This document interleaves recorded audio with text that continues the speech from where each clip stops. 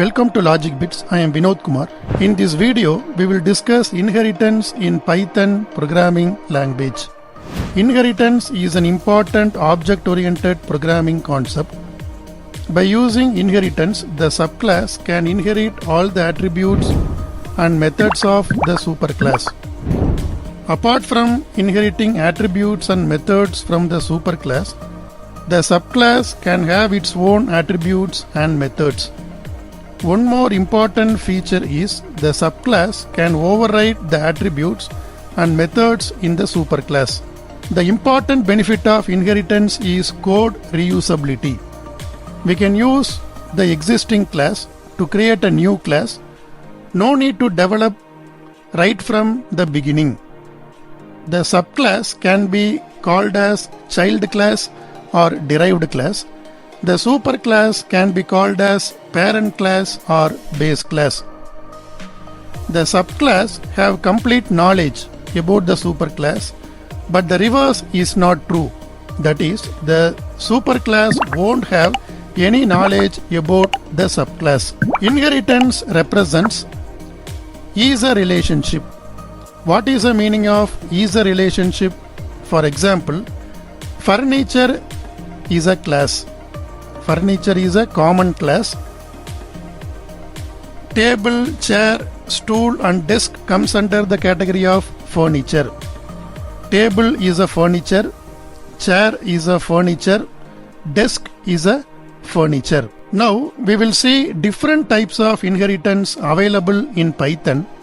In single inheritance, a subclass having only a single superclass. In multiple inheritance, a subclass can have more than one superclass. One important difference between Python and Java is Java doesn't support multiple inheritance.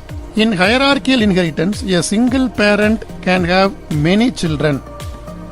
For one or more subclasses, a common superclass will be available. And finally, hybrid inheritance. Combination of two or more types of inheritance. Look at the diagram for single inheritance. In this diagram, B is the subclass, A is the superclass. For the subclass, we can have only a single superclass. Now we can move on to multiple inheritance. For the subclass C, we have two superclasses. A is the superclass, B is the superclass, C is the subclass. So, a single subclass can have one or more parent. Next, we can move on to the multi-level inheritance. Here, the class B is acting as a subclass and superclass simultaneously. Here, the class B is the superclass for C. A is the superclass for the class B. Now we will move on to the hierarchical inheritance. For a single parent, we can have any number of children. In this diagram, we have a single parent having 3 children. Diagram for hybrid inheritance. Look at the diagram. So this part of the diagram represents the single inheritance. Class E is the subclass, class G is the superclass. When we analyze this part of the diagram represents hierarchical inheritance. A single parent having many children. When we look at this part of the diagram, when we analyze this part of the diagram, it represents multi-level inheritance. We are representing a chain of inheritance. For class A, class B is the superclass. For class B, class F is the superclass. Now we can move on to the syntax of inheritance. Look at the syntax. Class keyword is mandatory. After the class keyword, we have to mention the name of the subclass. After the subclass name, we have to mention the name of the superclass within a pair of parentheses. We have to mention the name of the superclass within a pair of parentheses.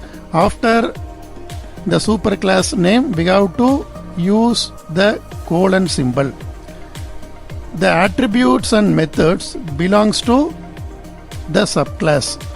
We have to discuss two important points. Normally, for methods and functions, we will pass parameters. Here, for the subclass, we are passing the name of the superclass as a parameter. For the subclass, we are passing the name of the superclass name as a parameter. Look at the second point. If the subclass having more than one superclass, then it will be a comma separated list. Here, for this subclass, we have only one superclass. If the subclass having more than one superclass, then here we are using the comma separated list. Since we are using a single superclass, no need to use the comma operator. If the list contains more than one superclass, then we have to use the comma separated list. Now we can move on to the example program. In this example program, we are using two classes X and Y. X is the superclass and Y is the subclass. In class X, we have only one attribute. A is the name of the attribute. Its value is 6. In the subclass, in class Y, we have one attribute and one method. What is the name of the attribute? B is the name of the attribute. The value is 4. What is the purpose of this method? Adding the value of A and B.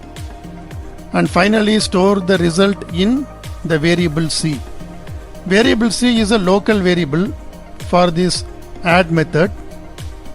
By using the print statement, we will display the result. For the subclass object, for the subclass Y, we are creating an object. SUBOB is the name of the subclass object. Here we have to mention the name of the subclass. By using this object, we will call the add method. By using the dot operator, we will call the add method.